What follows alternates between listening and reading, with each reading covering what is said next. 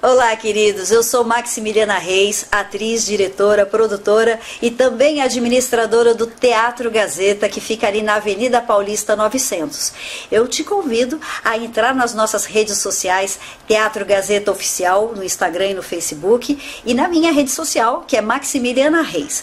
Tem muitas novidades pela frente, nós vamos retomar com força total os monólogos da vagina, mulheres de peito. Então, entra lá, me segue e também quero dizer que eu estou na TV Relacionamento.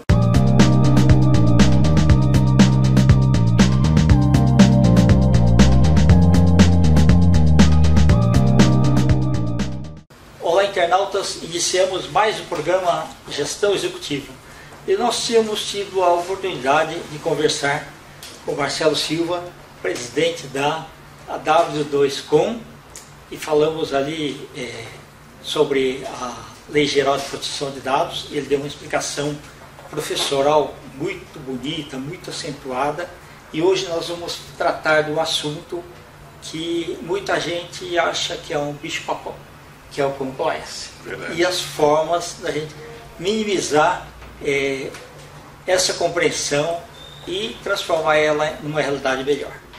Marcelo, por favor. Muito obrigado pela tua presença. Eu que agradeço a oportunidade de estar aqui, estar com o seu público, falando sobre esse assunto, que a gente é apaixonado de falar dele, né? Tá. A área de compliance realmente é uma área bastante interessante, muito mal compreendida muitas vezes. Tá. Conceitua aí para o pessoal que tem estudantes universitários também, tá? Como a palavra não foi traduzida, fica melhor se explicar. Normalmente em sala de aula eu uso conformidade, né? Isso, tá perfeito. E não compliance, né? É um esforço absolutamente justo e necessário, só que, como você muito bem introduziu, é muito mal entendido, né? Bicho-papão mesmo, né? Mas a rigor do que se trata? O esforço que a empresa tem que fazer para seguir as regras que são pertinentes ao negócio. Então, por exemplo, né, nós temos leis que regulam nossas ações. LGPD, Lei Geral de Proteção de Dados, é um exemplo. Sim. Existem normas que regulam o nosso trabalho. O sistema financeiro tem um conjunto de normas, normas internacionais, normas do Banco Central, da mesma forma como a área de seguros, como a área médica, enfim, todo o mercado, de um modo geral, é regulado de alguma forma. Se essa regulação é na forma de lei, é na forma de uma arbitrariedade qualquer, pertinente àquele segmento, como a associação de profissionais determinou, como é o caso da classe médica, dos conselhos federais e regionais de medicina. Ou seja, por conta de um esforço inerente ao negócio, uma certificação numa norma internacional que a empresa fez, ou algum controle que a empresa precisa ter para garantir a qualidade dela, como a gente vê na indústria, é bastante comum esse tipo de coisa, né? Os esforços de qualidade que se transformam em normas internas. Enfim, o exercício do cumprimento dessas regras é que a gente pode chamar de compliance ou conformidade. E dentro das empresas, esse esforço ele vai ser exercido ou para uma área específica de compliance, e aí às vezes ela te chama também controle interno, sim, ou para uma área de auditoria. Perfeito. Né? Dois profissionais que, junto com os advogados, são considerados como não humanos. Né? É verdade, é verdade. Ô Marcelo, malvadeza, desculpa, os advogados, pessoal de compliance, só auditor também. Tá. Normalmente das multinacionais é mais comum a gente ver a figura do compliance, né? Uhum. Para as empresas nacionais, como que você vê isso daí? Não, tem dois desenhos, né? Como eu disse, o esforço de conformidade é o esforço necessário. Né? Então tem empresa que conduz esse tipo de trabalho com bastante rigor. Tem aquelas que não tem como fugir. A área financeira, mesmo que ela for uma pequena empresa, uma pequena corretora, ela precisa ter um esforço razoável para poder andar dentro das regras. Ela lida com o dinheiro dos outros. Né? Certo. A área... um caixotinho fechado, né? Né? A área médica, por sua vez, é tão importante quanto a área financeira, só que ela já é mais desregulada. Né? O rigor do controle no compliance na área médica, são dois extremos. Né? Se a gente fosse comparar, outro dia eu estava vendo, né? Conversa de auditor, né? Sim. Comparar um hospital a uma indústria, né? A diferença na forma como se relaciona com os controles é diferente. E é interessante a gente ver que nesse esforço da Covid-19, os hospitais tiveram que se reinventar. Então foi aquela forçada que o mercado deu, e os hospitais de modo geral precisaram aprender, aqueles realmente sérios, né? De fato poucos não são, porque senão não estava de pé, né? Mas a gente percebeu por parte dos executivos uma preocupação maior em aderir a padrões e normas para poder fazer uma operação, né? Então, se é que a gente pode falar que a Covid trouxe alguma coisa boa e a gente foi obrigado a quebrar alguns paradigmas, né? Então teve coisa que a gente descobriu. Tudo aquilo que, isso não pode agora, precisou ser a força. Precisou, né? E nesse caso de compliance, na área médica, a gente percebeu uma evolução também. Sim, verdade. Né? E uma melhoria sensível mesmo. Sensível, para você ter uma ideia, a gente falava no passado sobre o desafio na área médica, que é de lavar a mão. Né? Force um pouquinho a memória, você vai lembrar de ano passado você não via a dispensa de álcool gel espalhados nos hospitais como a gente vê hoje. Não, e mesmo você vê, quando a gente teve a H1N1, os supermercados, restaurantes, eles tinham álcool em gel. Depois sumiu. Sumiu. E agora voltou. Então, quer dizer, muita coisa poderia ter sido evitada se tivesse continuado. Então, esse esforço de compliance, só para a gente voltar no assunto, né, ele tem às vezes esses empurrões. Né? Então, não vou entrar muito na área médica, porque de fato são heróis. Né? Imagino que se a coisa é complicada com eles, né, se essas pessoas, não da organização, se essas pessoas com esse talento específico, né, essa vocação para dar de si não existissem, a gente ia ter que inventar eles, né? E são de fato heróis, né? Não tira nenhum mérito nesse sentido. A gente está se referindo apenas à organização, a forma como ela lida com a questão do regulamento, né? Aí tem bastante pano para manga, a gente está falando da área científica, falando da área organizacional, né? Perfeito, tá bom. Marcelo, vamos falar um pouquinho sobre gamificação. Pois não, é bem interessante, né? Quando a gente fala de acatar normas, parece que aquele adolescente dentro da gente se manifesta e fala assim: se é para fazer, eu não vou fazer, né? Eu vou fazer porque eu quero, não porque está mandando, né? Certo. Ou aqueles que falam assim: regras foram feitas para serem burladas. Isso. Eu trabalhei num segmento, uma ocasião em que a gente ia conversar com o executivo falou assim: não, aqui é o seguinte, eu dou mais valor a um instinto do que a um relatório. Né? Paciência, né? Mas, e muito bem sucedidos, aliás, esse pessoal né? Mas, né, voltando para a questão original nossa, né, o esforço de compliance às vezes ele funcionava mais da porta para fora. Então, para representar bem a sua certificação ou algum tipo de provocação de auditoria externa, mas dentro de casa a bagunça era... Pintava o pavão por lá de fora. Isso, exatamente. Né? E aí colocava chifrinho, escama na cara do auditor, do cara de conformidade, controle interno, e o sujeito tocava a vida assim mesmo, vamos embora. Pois bem, né? Só que agora, em que a gente tem um alto grau de competitividade, e que as empresas elas estão se misturando muito, né? Você precisa que certas regras sejam simplesmente seguidas. Nasceram para isso, não são imposição de algum imperador. Tem que fazer e pronto, acabou. Né? Só que vai falar tem que fazer para esse adolescente que vive dentro da gente. E aí começou um movimento, também uns 20 anos atrás, né, de um esforço de tentar deixar essas coisas taciturnas, meio pesadonas, em coisas mais leves. Esse é o movimento da gamificação. Então, a rigor, do que se trata? A gente usa a palavra gamificação porque se envolve muita atividade de jogo. Mas a realidade são métodos de engajamento. Então, você precisa levar uma informação pesada para alguém e você não quer que essa pessoa se concentre, espere um mês para poder ter energia, para poder ler aquele texto normativo pesado, complexo. Você transforma aquilo em vários joguinhos. Joguinho bobo mesmo, estamos falando Pac-Man, jogo da forca, estamos falando de liga as colunas. Para incorporar o conceito, né? E olha, nós estamos trabalhando num projeto assim, nós sempre fomos do tipo que, não, esse negócio de gamificação é para adolescente, né? Até que a gente foi provocado por um grande banco, num processo que a gente participou com eles, que nos questionaram por que nossa ferramenta não tinha gamificação. A gente, bom, vamos ver o que é isso então, né? Se ele está perguntando, né? Sim. E aí a gente foi e nos surpreendemos com o que descobrimos. Hoje a gente está num projeto em que a gente está pegando uma questão de conformidade complexa. Estamos traduzindo desta forma, né? Tem todo um método, esse negócio você não faz sem querer, né? Você tem que se qualificar, tem que entender, também não tem que fazer nenhuma pós-graduação, mas você precisa de um esforço de entendimento, tem que ter um grau de especialização, né?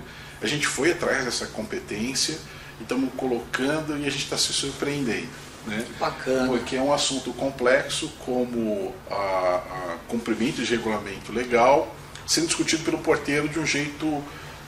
com propriedade. Com propriedade, assim, não é assim do tipo, aquele assunto que. Não. Ele discute com o gerente de uma área, com o profissional de outra área, porque ele entendeu. Ele entendeu aquela questão porque foi apresentado para ele de um jeito mais palatável. E detalhe, né, teve um colega comentando sobre o projeto que ele trabalhou, em que quando começou o processo associado à política de segurança da informação, quando começou o processo de aculturamento corporativo, 1000 funcionários, não é pequena empresa. Não, verdade. Teve um gestor de área que cumpriu as atividades do game, né, que tratava da explicação da política de um jeito meio automático. Né? E é joguinho, né? Então ele dá pontos. E ele juntou um score. E o pessoal do departamento dele, quando percebeu esse negócio de pontos, ficaram naquela, eu não quero ser a nota mais baixa.